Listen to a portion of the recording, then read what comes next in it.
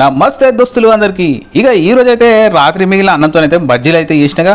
అన్నం అయితే నైట్ మిగిలిన అన్నాన్ని అయితే ఇట్లా బజ్జీ లెక్క చేసుకుని తింటే చాలా సూపర్గా ఉంటుంది. ఇక అన్నాన్ని అయితే వేస్ట్ చేయకుండా మనం జల్దీ పొద్దున లేవగానే అన్నం మిగిలిన ఉంటే ఇంత అన్నం తీసుకొని మిక్సీ పట్టేసి అలాగిత గోధుమ రవ్వ కింద మైదం పిండి వేసి ఒకసారి కలిపేసి ఇక ఉల్లిగడ్డ పచ్చిమిరపకాయలు కట్ చేసి చిన్న చిన్న ముక్కలు చేసి వేసి ఒకసారి కలిపేసి ఇంత ఉప్పు ఇంత వంట సోడా వేసి ఒకసారి కలుపుకొని ఇక స్టవ్ ముట్టి చేసి కడాయి పెట్టి కడాయిలో నూనె వేసి నూనె కాగినాక ఇక చిన్న చిన్న ఉండల లెక్క చేసుకుంటా చేతులకు తీసుకుంటా చేతులు జర తడుపుకుంటా ఇక ఒక్కొక్కటి ఇట్లా బజ్జీ లెక్క వేసుకొని ఉడుకుడుకు తీసేసుకొని ఇంత టమాటా చట్నీ వేసుకొని ఇక దాంట్లో టమాటా చట్నీ అయితే 4 టమాటాలు తీసుకొని 2 పచ్చిమిరపకాయలు తీసుకొని ఇంత ఎల్లిపాయల ముక్కలు తీసుకొని టమాటా చట్నీ వేసుకున్నా కానీ చాలా సూపర్గా ఉంటుంది. ఇక పల్లి చట్నీ ఇట్లా ఏం చట్నీ ఉంటే ఆ చట్నీ వేసుకొని అయితే తింటే చాలా సూపర్గా ఉంటుంది.